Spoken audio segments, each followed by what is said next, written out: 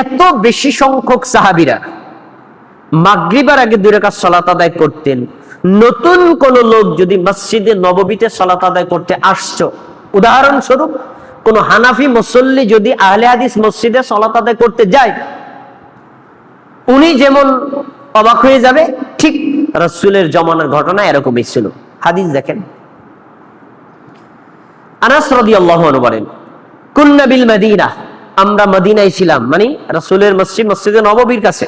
আচ্ছা, ফাইদা আযানাল মুআযযিনু লিসালাতিল মাগরিবি, খেয়াল করে শুনেন, মাগরিবের আযান যখন মুয়াজ্জিন দিত, আযান শেষ করার পরে ইবতাদারুস সাওয়ারিয়া ফায়ারকাউনা রাকাতাইনি, সাহাবীরা মসজিদের ভিতরে কোথায় কোথায় খাম আছে, কোথায় কোথায় আড়াল আছে, ওই খামকে সামনে রেখে, ওই আড়ালকে সামনে রেখে আল্লাহু আকবার বলে 2 রাকাত সালাত আদায় করতেন।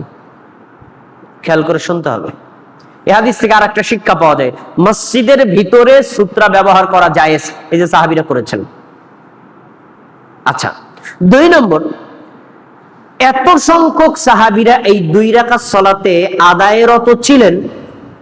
এরপরে শব্দগুলো শোনেন, তারপর বলছেন, পরে যখন কোন নতুন মুসল্লি এই মসজিদে নববীতে আসতো সালাত আদায় করার জন্য, তা আসার পরে দেখতো এই এত সংখ্যক লোক 2 রাকাত সালাত আদায় করতেছে, উনি মনে করতেন, ও ইমাম সাহেব বোনায় সবাই নিয়ে জামাতে ফরজ আদায় করে ফেলছে, এখন সবাই সুন্নাত করতেছে।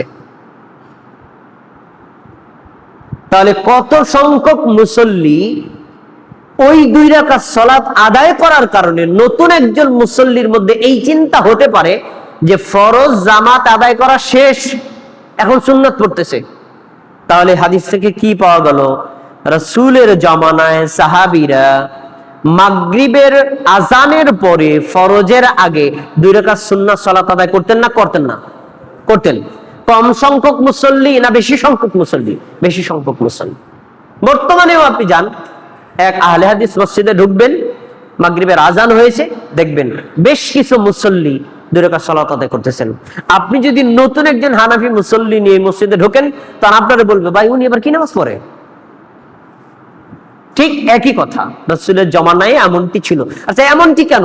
এটা এই জন্য আমাদের দেশের হানাফি মসজিদে এই ফরজের আগে 2 রাকাত সুন্নাত আদায়ের সুন্নাতটাকে জবাই করা হয়েছে, মরে গেছে, মানুষ জানেই না, মানবে পরের কথা। তাহলে আপনাদের প্রতি বিনীত অনুরোধ রইল, হানাফি মসজিদে সালাত আদায় করেন, সালাফি মসজিদে সালাত আদায় করেন। মসজিদে ঢোকার পরে মাগরিবের আযানের পরে যদি আপনি সময় পান, আল্লাহু আকবার বলে ধরে সালাত আদায় করবেন। কে কি বলল, কে কি করলো, কে কি মন্তব্য করলো, আমার দেখার দরকার নাই। এটাই রাসূলের আদেশ, এটাই সাহাবীদের আমল, এটাই তাবেঈদের আমল, এটাই মাযহাবী ইমামদের ফতোয়া। আমরা এই 2 রাকাত সালাতকে মূল্যায়ন করব।